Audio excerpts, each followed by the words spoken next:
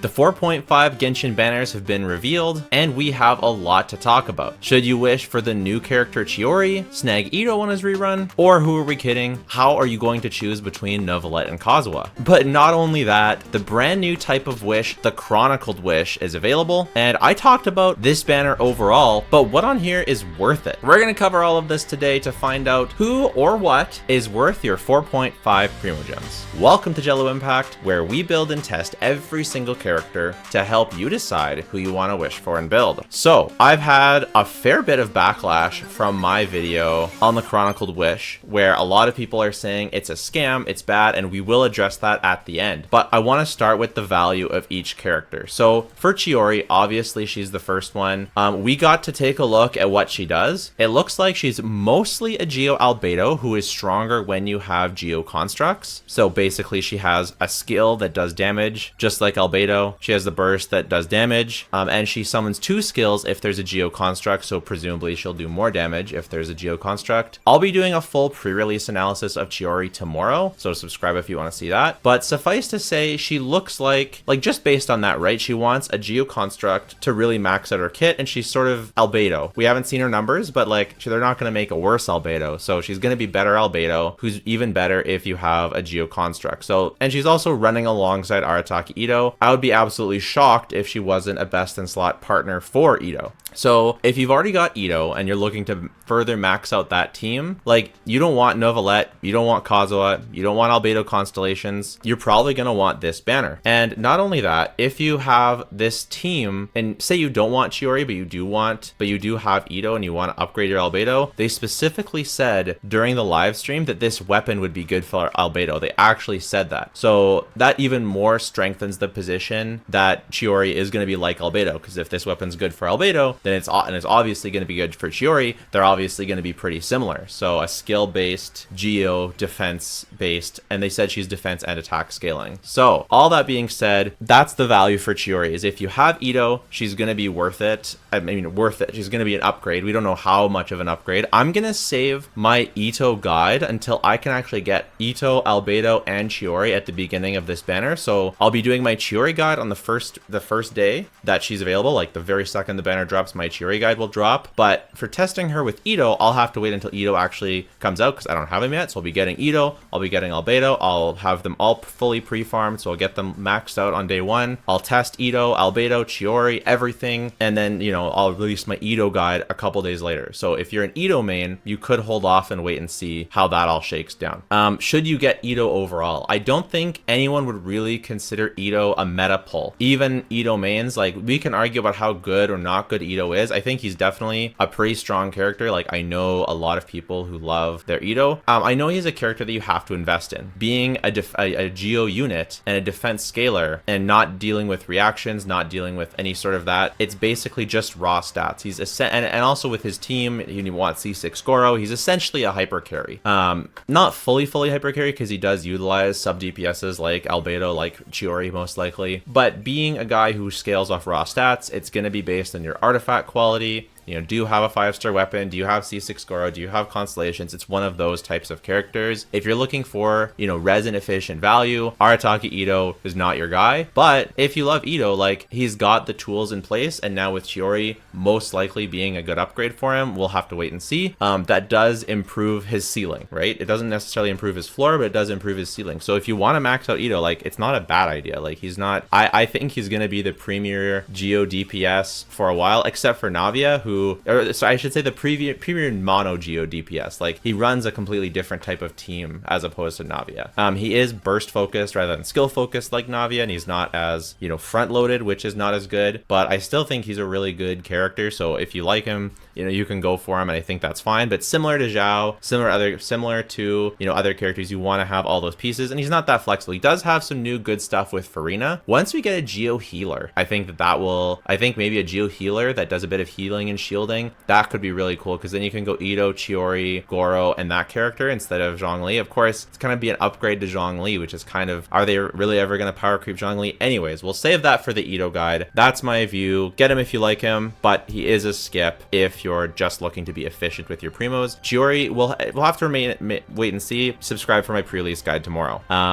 Obviously, we've got the weapon. The weapon banner of this weapon, we don't know its stats, but this weapon banner plus Itto's weapon, that's a pretty good weapon banner if you're into the Geo realm. Like, either of those weapons are both pretty good. So, and Geo scales off of stats, as we know, so getting his weapon, getting Chiori's weapon, probably going to be very useful for these raw stat scaling characters. So this weapon banner is looking pretty good.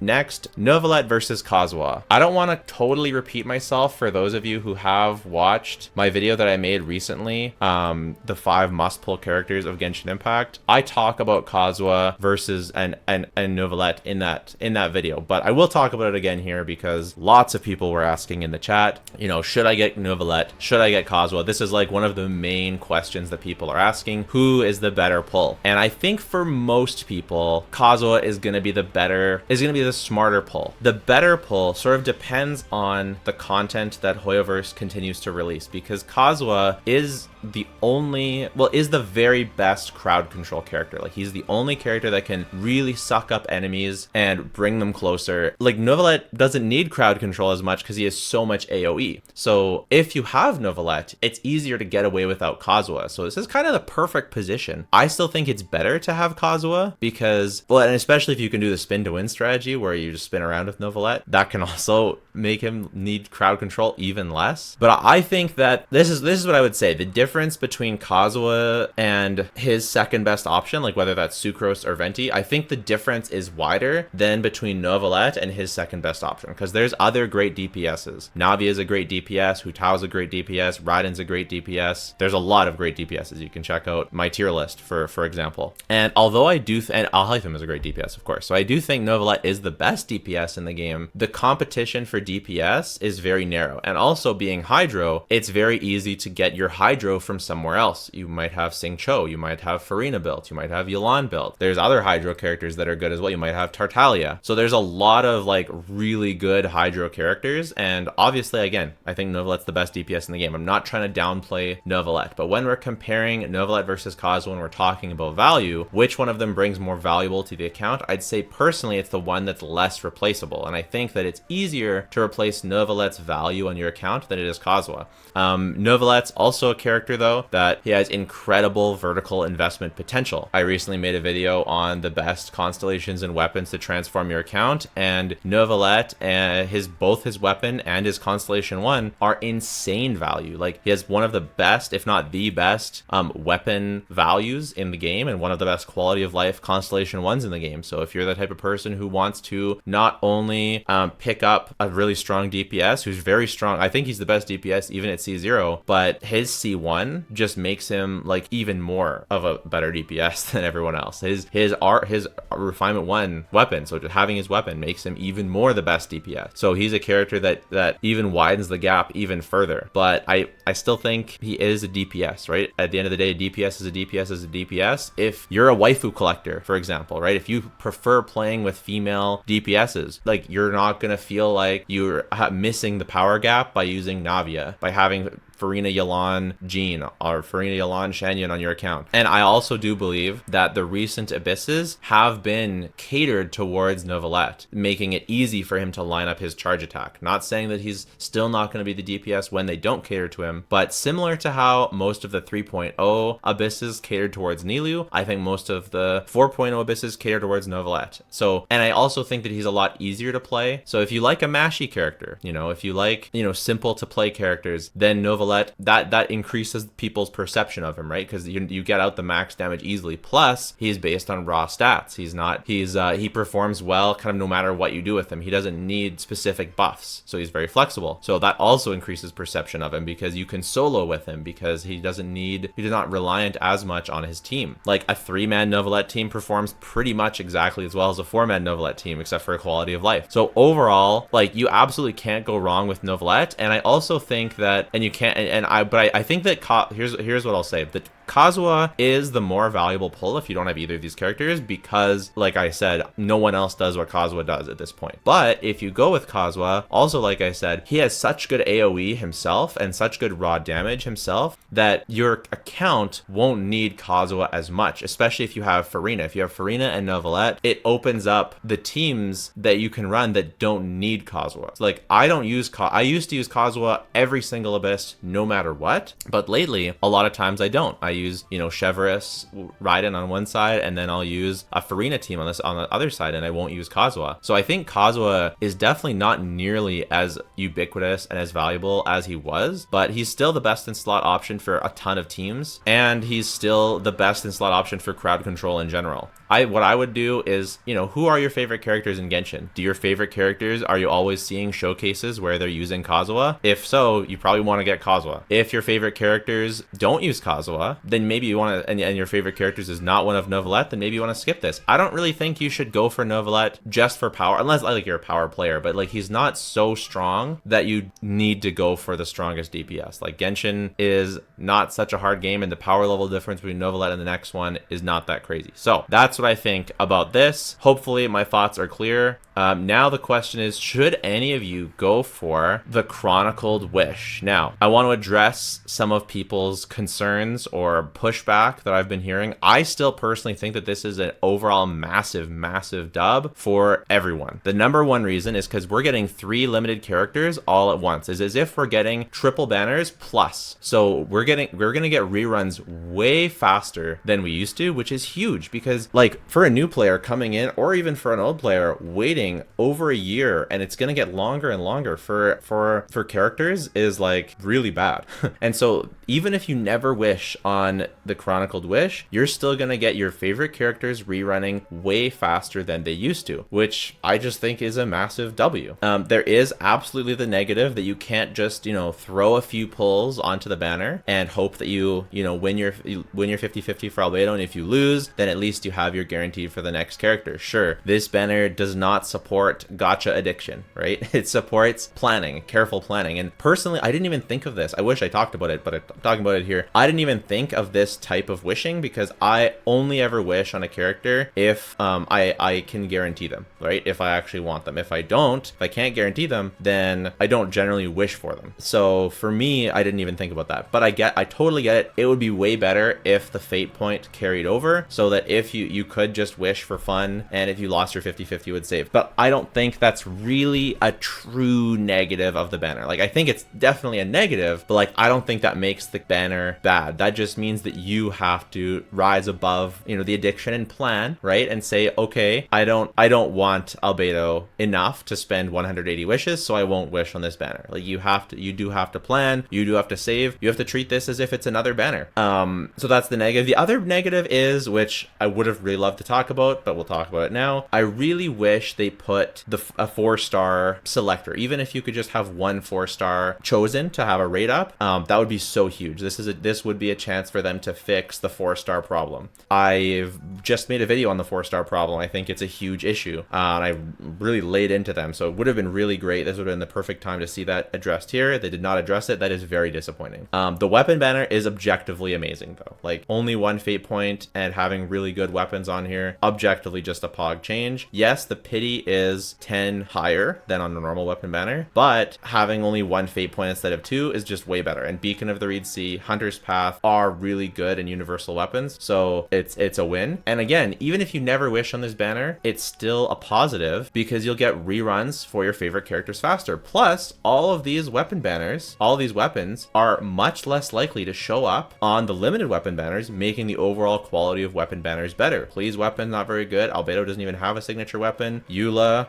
her weapon is not very universal. So this is overall, it's overall good for people who wish on the weapon banner as well. And people are saying it's good for whales. It's not good for free to plays. Again, I think it's good for everyone. I think it's good for free to plays because, again, you won't have to wait as long to get the character you wanted. And if maybe you're free to play who simps for a certain standard banner character, maybe you really want a Diluc, you haven't got him. You really want a Mona, you haven't got her. You really want a Jean, you haven't got her. This is a chance for you to get them. A free to play who wants a universal Claymore, Beacon of the Reed Sea is a great choice. Like, I think that, sure, it's not good for every single free to play in terms of will they wish on this banner, but it is good in the sense that your favorite characters will rerun sooner. Plus, this is the Mondstadt banner. What if there's another 6 characters for the Leeway banner? You know, there's a good chance that this banner is even better. If there's another 6 characters for the Inazuma one, maybe that one will be even better. If there's another 6 for the Sumeru, that one will be even better. So I think that there is definitely, that this is definitely good. Also, I do want to say I strongly think that just based on how it is, we're going to have one Chronicled wish per patch, because your pity carries over. I don't think that you're going to have a carried over pity and the banner just disappears. That would be really weird to me. So I don't think that there's going to be like whole patches in between this Chronicled wish. I think it'll be one per patch, but we'll have to wait and see. They didn't say either which way that will go. And then the final question is this worth it? Should you wish on this banner? Well, none of these 6 characters are worth it in terms of value. Klee is probably the strongest character on this side, except for maybe Jean. But yeah, I would actually say Jean is the strongest character here because of her synergy with Furina, and Klee is the second strongest. But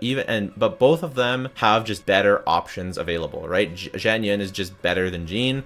Linny is just better than Klee, but they're both really good characters. So if you like them, if you want to use them, double Hydro Jean is insanely strong. Even if you use her over Zhang Yun. C4 Jean has a niche with the Animo Shred. So if you're wanting to, use Jean, like some people really like Jean. So I think that all of these characters are characters that you go for because you like them, not for value. There's always more value, but I think that, it's great if you want to spend your wishes to get one of these characters. They have their uses. I don't have Mona yet, so I can't really speak too much on that. Same with Albedo, but now those of us who haven't been getting those characters that we wanted can finally do it. And for the 5-star weapons, this is where it's a little bit different. I think that the Beacon of the Reed Sea is a crazy claymore. It's one of the best claymores in the game. It's easily the most universal claymore. It's very close to Eula's best in slot, if not being her best in slot, depending on your artifacts, because of all the crit that it gets. Like, it's not her best in slot. Like Song of Broken Pines is better, but still really good. Don't you dare go for the Skyward Pride. I can't. No, but Hunter's Path, like, okay, Beacon of the Reed Sea, who can consider Beacon? Like, it's obviously Dea's best in slot, but it's also Diluc's best in slot. It's super good for Eula, such that you don't need another one. It's good for, like, it works for Itto. It's not, obviously Redhorn's way better for the defense. I think it's Gaming's best in slot, if I'm not much mistaken. They're saying that Serpent Spine is better, but realistically, it's such a pain in the butt to stack. But anyways, if you're